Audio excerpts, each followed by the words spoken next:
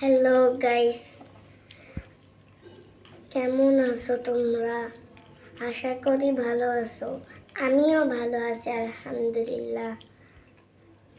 তো আজকে তো শুক্রবার।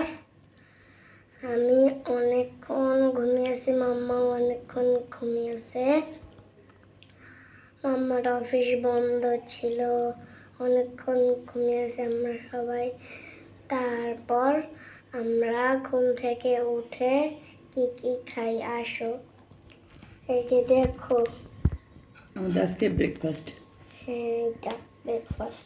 কালো জিরা, কিশমিশ, বাদাম, খেজুর, তারপরে এই যে ওগুলো তো আমরা রেগুলার খাই। হ্যাঁ আজকের ব্রেকফাস্ট বলো। আজকের ব্রেকফাস্ট আপডেট, তো সেই জন্য আজকে খালি কালো জিরা খেয়েছি। তারপরে এই যে মুড়ি, দই, তারপর হচ্ছে চিড়া, তারপর এই যে দই, তারপর এই যে আখের গুড়। আমরা কিন্তু চিনি খাই না, আমরা খাই আখের গুড়।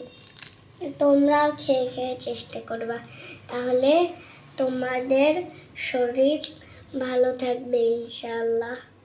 আল্লাহ হাফেজ।